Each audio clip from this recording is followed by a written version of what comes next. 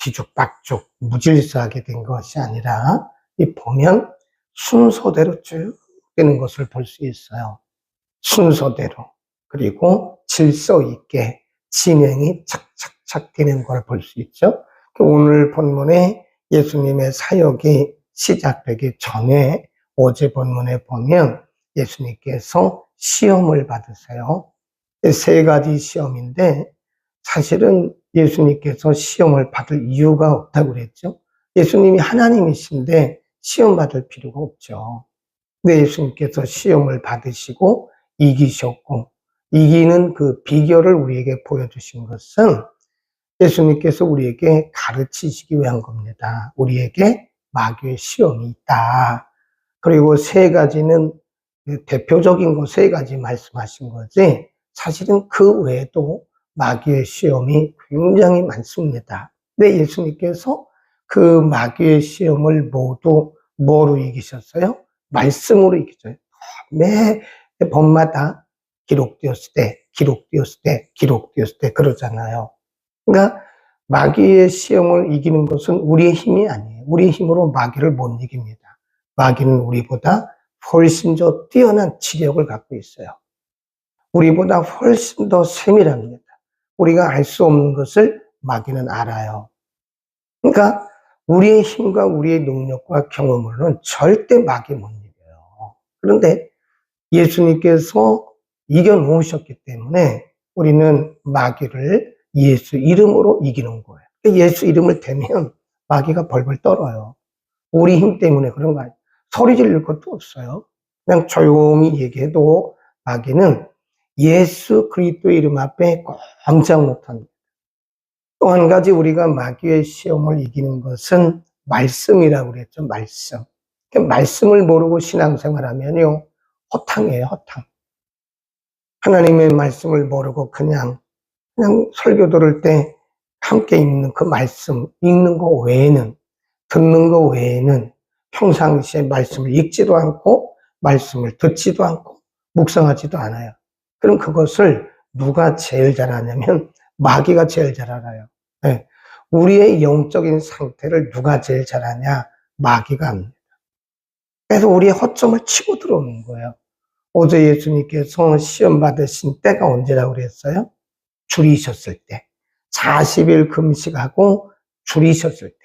근데 우리의 허점을 마귀는 노리고 있는 거예요. 그 허점을 치고 들어오면 거의 당해요. 그러니까 우리가 늘 깨어 있어야 된다 그랬고, 그 다음에 마귀가 예수님을 시험하고 나서 끝난 것이 아니라 거기 보면 13절에 보면 마귀가 모든 시험을 단 후에 얼마 동안 떠나니라. 얼마 동안 떠나니라예요. 잠시 떠났다가 다시 와요. 그러니까 우리가 복음서에 나오는 이 귀신의 역사들을 쭉 보면요. 우리가 우리의 영성 관리 못 하잖아요. 그러면 다시 옵니다. 병도 우리가 질병도요. 아무리 우리가 치유받았어도요. 건강 관리 안 하면 반드시 재발을 해요. 그래서 우리가 나았다고 해서 방심하고 아무거나 막 먹고 운동도 안 하고 그러면 안 돼요. 나았어도 우리가 늘 건강 관리해야 됩니다.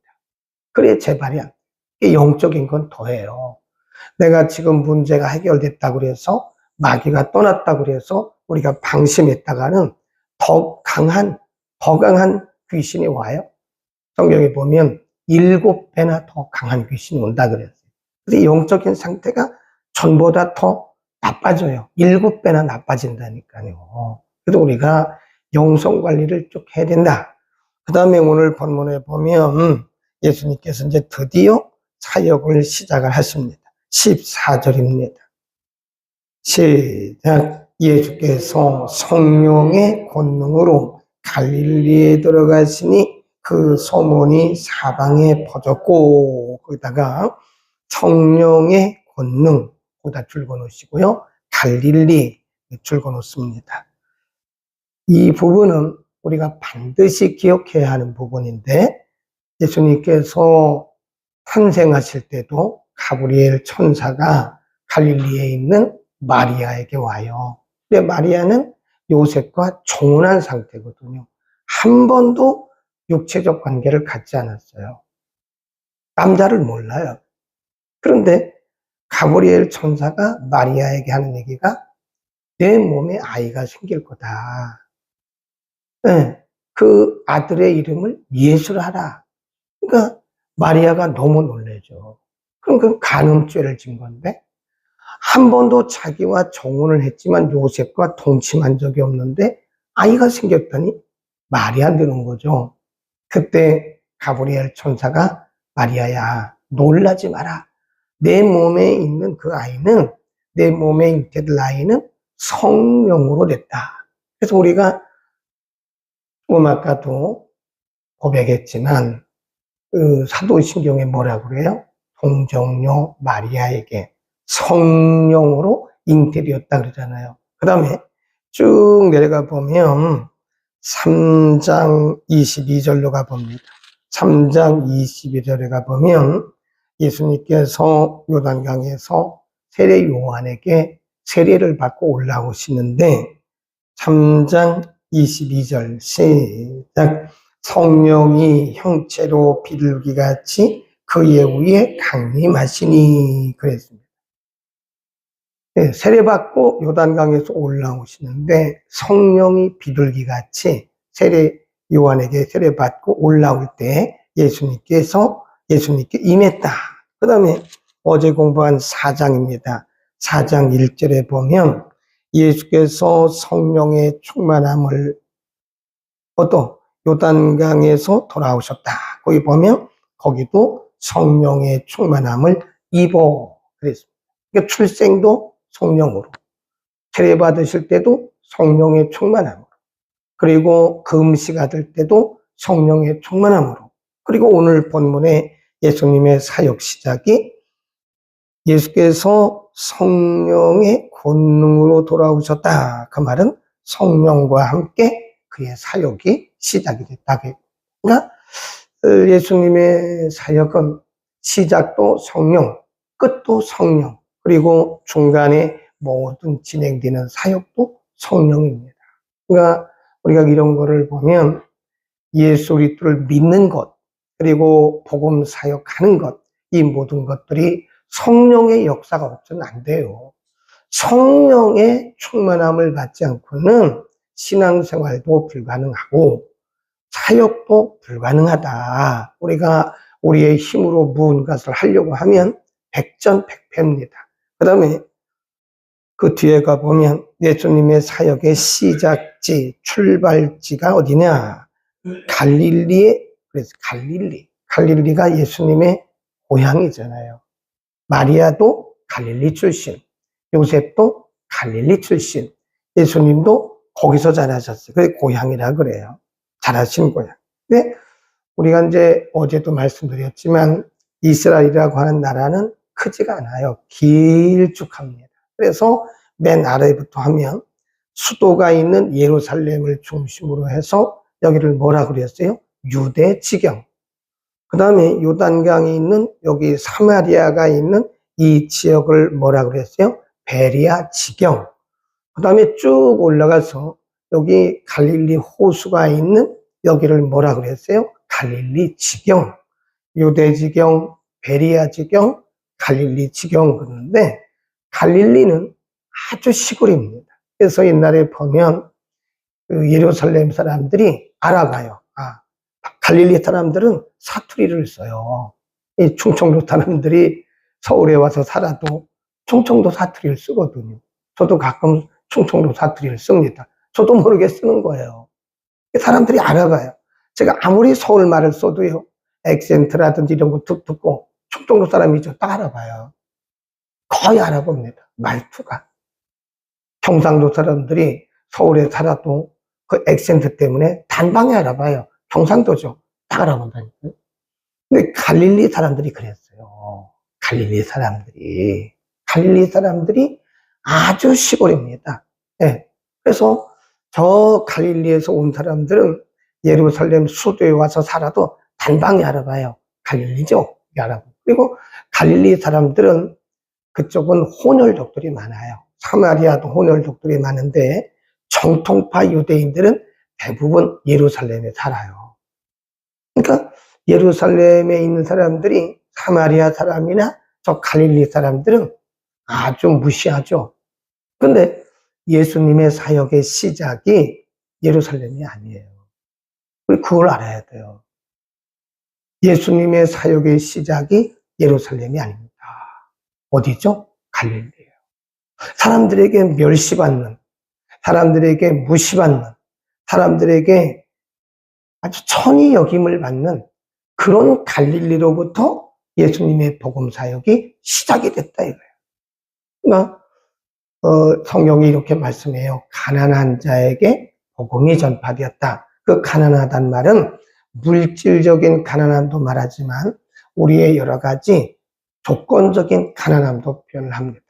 그러니까 복음은 모든 사람들에게 증거되어야 되는데 복음은 가난한 자들에게도 해당이 된다. 모든 사람들에게 복음은 들어가야 된다. 그걸 가르치는 것이고요. 15절 친히 거기 줄급시다. 여러 회당에서 가르치셨다. 있습니다. 우리가 예수님의 사역의 장소를 보면요. 예수님이 사역을 할 때 어디를 베이스 캠프로 치셨냐면 회당입니다. 그 당시에 예수님 당시에 회당이 한 1000개 있었어요. 1000개. 우리나라도 보면 교회들이 굉장히 많잖아요. 근데 회당은 유대인들이 정통파 유대인 5가정이 있으면 회당 하나를 법적으로 세울 수가 있어요. 그러니까 역사가들이 말하기를 예수님 당시 갈릴리만 해도 회당이 수백 개. 예루살렘에도 그 회당이 수백 개. 그 당시 전체적으로 볼 때 이스라엘 땅에 회당이 한 1000개 정도 있었다는 거 아닙니까? 근데 예수님은 가는 곳마다 복음을 전하는데 물론 때로는 이 벳세다 광야 같은 데서도 복음을 전했죠. 근데 예수님은 꼭 유대인의 회당을 찾아가셨다. 여기에 중요한 의미가 있습니다. 성경을 기록할 때는 그리고 예수님께서 하신 일들은 그냥 무작정 무의미하게 아무런 뜻도 없이 그렇게 행하시는 분이 아니에요. 그 예수님이 왜 회당에 안식일에 회당에 성경에 보면 복음서에 보면 예수님께서 안식일에 회당에서 가르치심에 그곳에 귀신 들린 자가 있었다 이런 말씀들이 굉장히 많이 나옵니다. 그러면 여기서 우리가 질문을 해야 돼요. 퀘스천 마크를 붙이고 질문을 해야 됩니다. 물음표를 찍으셔야 돼요. 왜 예수님께서 회당에서 복음을 전하셨을까? 우리가 얼른 생각하면 회당이라고 하는 것은 뭐 유대인들이 모이는 집회 장소니까 그렇죠. 그 정도가 아닙니다.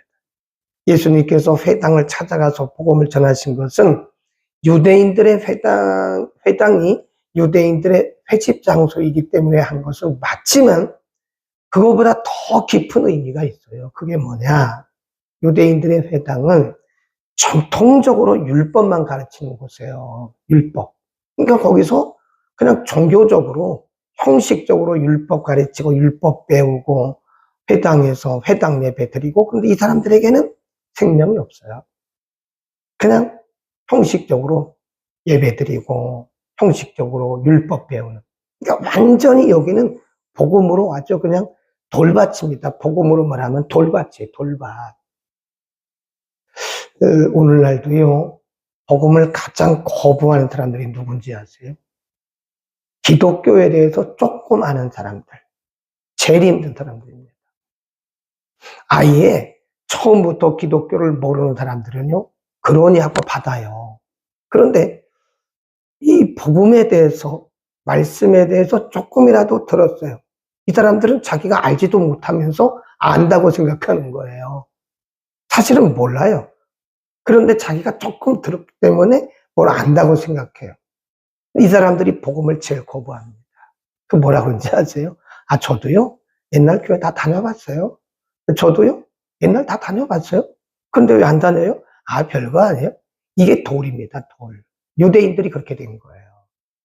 유대인들이 그들의 조상들로부터 계속 수백 년 동안 율법을 배워왔기 때문에 복음에 대해서는 거부합니다. 우리도 안다 이거예요.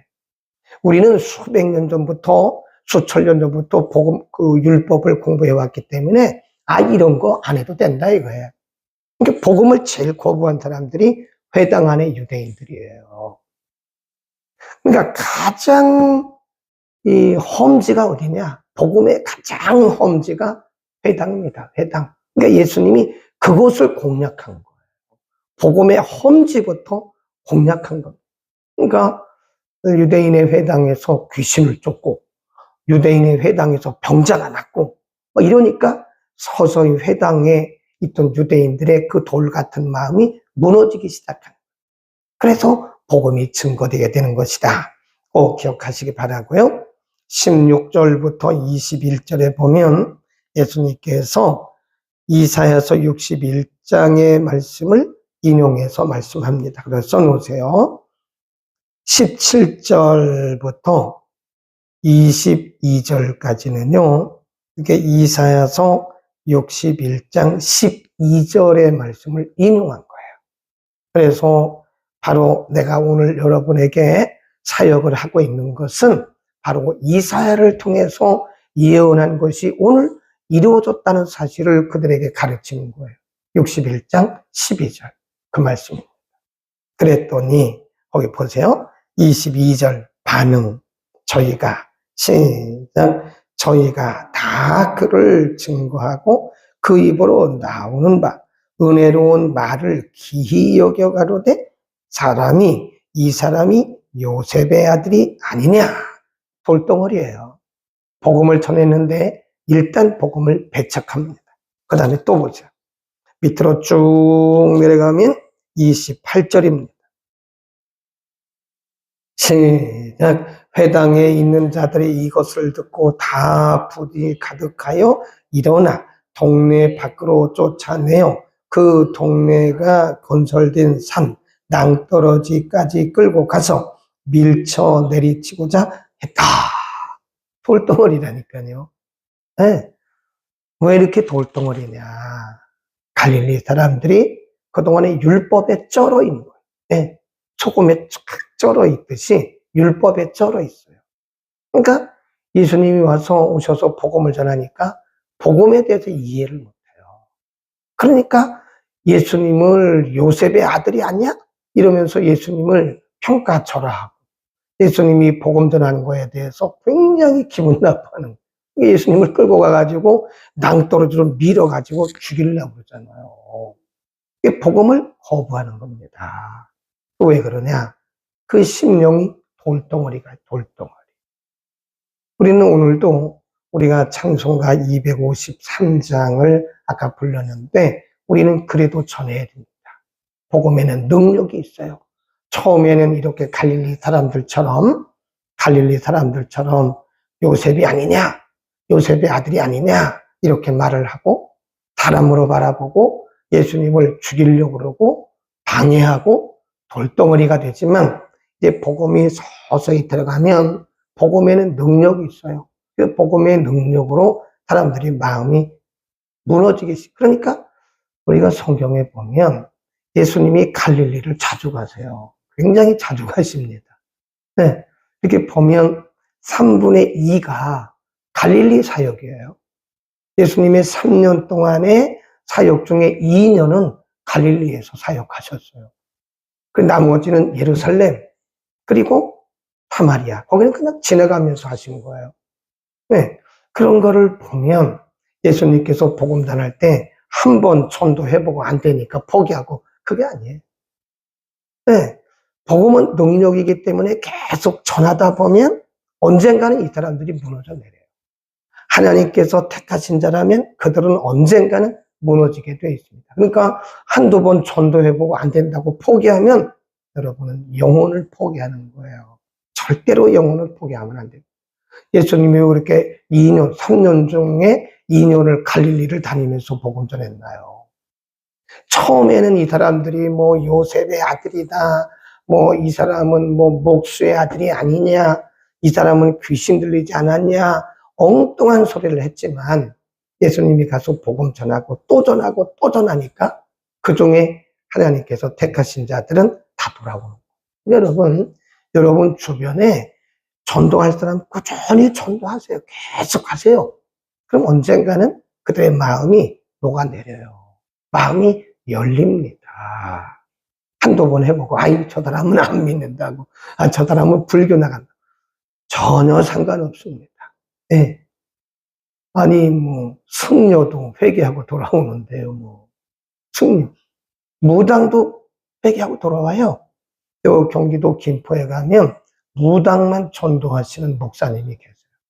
이 공군 군목 출신인데요. 이분은 독일에서 공부하고 오셨어요. 이 독일은 자유주의 신학이 많은 데인데, 그렇다고 독일에서 유학했다고 해도 다 자유주의는 아닙니다. 이분은 정통 복음주의예요. 네, 공군 군목으로 있는 동안에 독일 유학 갔다 와가지고 중령 제대했는데, 이분이 저 김포에다가 개척을 했는데, 교회가 그래도 아주 크진 않지만 자그만 하지만 잘 하시더라고요. 근데 이분의 은사가 뭐냐면 무당을 전도하는 거예요. 그래서 이분에게 전도된 분이 수십 명입니다. 수십 명. 우리나라의 대표적인 무당들도요, 이분이 가서 한 번에 된 건 아니라고요. 한 번에. 가서 또 전도하고, 가서 또 전도하고, 가서 또 전도하고, 무당하고 밥 먹고. 여러분, 무당하고 밥 먹는다고 죄 짓는 거 아니에요? 전도하려고 그러는 건데, 스님하고 밥 먹는다고 죄 지은 겁니까? 전도하려고 그래, 전도하려고. 그래서 그 목사님이 스님도 전도 많이 했어요. 그 스님이 돌아와가지고 목회자 된 분도 있다니까요. 그러니까 복음은 한두 번 전해보고 포기하면 안 돼요. 계속 전하는 거예요. 계속. 네. 그러면 하나님이 택하신 자들은 마음이 열리고 성령께서 그들의 마음을 터치하세요. 그러면 그 마음이 무너지고 회개하고 돌아오는 것이다. 아멘. 예수님이 그렇게 복음을 전하셨다. 처음에는 반대하고 목수의 아들이라고 비꼬고 비난하고 또 예수님을 죽이려고 그랬잖아요. 그래도 그들에게 계속해서 복음을 전했다. 또 한 가지 더 알아봐야 할 것은 이렇게 이들이 이런 반응을 보이니까 예수님 이렇게 말씀하셨어요. 거기 보세요. 24절 또 가라사대 내가 진실로 너희에게 이르노니 선지자가 고향에서 환영을 받는 자가 없느니라. 그렇죠? 네, 갈릴리에서 환영받지 못하니까 원래 선지자는 고향에서 환영받지 못해. 그런 얘기를 하잖아요. 그리고 또 이렇게 말합니다. 25절 우리 크게 읽습니다. 시작. 내가 참으로 너희에게 이르노니 엘리야 시대에 하늘이 새해 6달을 온 땅에 큰 환란이 들었을 때에 이스라엘에 많은 과부가 있었으되 엘리야가 그중 한 사람에게로 보내심을 받지 않고 오직 시돈 땅에 있는 사렙다의 한 과부에게 뿐이었으며 또 선지자 엘리사 때에 이스라엘에 많은 문둥이가 있었으되 그 중에 한 사람도 깨끗함을 얻지 못하고 오직 수리아 사람. 그렇죠. 그러니까 엘리야 시대에 과부가 한둘이었습니까? 모든 과부에게 은혜가 임한 게 아니라 이거예요. 사로밭 과부에게 임했다. 엘리사 시대에 나병 환자가 한둘입니까? 근데 꼭 나만에게만 임했다. 이게 무슨 얘기인지 아세요? 사람들이 예수님이 전하는 복음을 다 거부하고 비웃고 그러니까 이런 거에 대해서 예수님은 전혀 이상하게 여기지 않았어요. 그 중에 받을 사람은 다 받는다 이거예요. 많은 과부 중에 모든 과부들이 다 고침받은 게 아니고 다 하나님의 은혜를 입은 게 아니고 많은 나병 환자 중에 모든 나병 환자가 다 고침받은 게 아니고 한 사람이 고침받은 것처럼 내가 여러분에게 다 복음을 전하지만 다 방해하는 것이 아니고 다 거부하는 것이 아니라 이 중에 받을 사람은 받는, 그게 바로 사도행전 13장 48절에 가보면 바울과 그리고 동역자들이 복음을 전할 때요 사람들이 막 바울을 따라다니면서 방해해요. 네. 그럴 때 바울이 그곳을 피합니다. 예수님도 피하셨잖아요. 또 다른 곳에 가서 복음을 전하잖아요. 거기 또 사람들이 다 받아요. 그래서 사도행전 13장 48절에 하나님께서 구원을 주시기로 작정된 자는 다 받더라고 그랬어요. 구원을 하시기로 작정된 자는 다 받습니다. 그러니까 우리가 다시 강조하면 예수님도 그랬는데요. 뭐 예수님도 복음을 전하는데 사람들이 다 받은 게 아니라니까요. 그러니까 우리가 전도할 때 사람들이 거부한다고 해서 낙심하지 마세요. 절대로 헛되지 않습니다. 그중에 하나님께서 구원하시기로 작정된 사람은 언젠가는 마음을 열고 마음이 무너지고 회개하고 돌아오게 되어 있습니다. 아멘. 기도하겠습니다. 걸어가신 우리 아버지, 오늘 새벽에도 예수님의 사역이 어떻게 시작이 되었고 어떻게 진행이 되었는지를 가르쳐 주셨습니다. 성령으로 잉태되시고 세례를 받으실 때도 성령이 비둘기같이 형체로 임하시고 금식하실 때도 성령으로 충만하여 금식하시고 오늘 사역 시작도 성령으로 충만해서 시작하신 것을 우리에게 가르쳐 주신 것은 우리의 믿음 생활이, 우리의 사역이 성령의 충만함 없이는 할 수 없음을 가르쳐 주셨습니다. 이제와 이후에도 여전히 우리를 성령으로 충만하게 하옵소서. 예수님께서 갈릴리에서 먼저 복음을 증거하기 시작하신 것은 복음은 모든 사람들에게 증거되어야 함을 우리에게 가르쳐 주셨습니다. 사람을 차별하지 아니하고 모든 영혼들을 사랑하시는 하나님, 우리가 사람을 만나되 때를 얻든지 못 얻든지 듣든지 아니 듣든지 이 생명의 복음을 증거하게 하옵소서.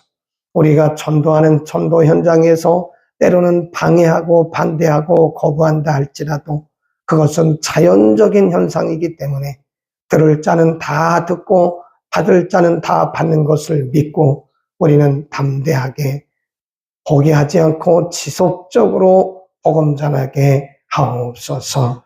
예수 그리스도의 이름으로 기도드립니다. 아멘.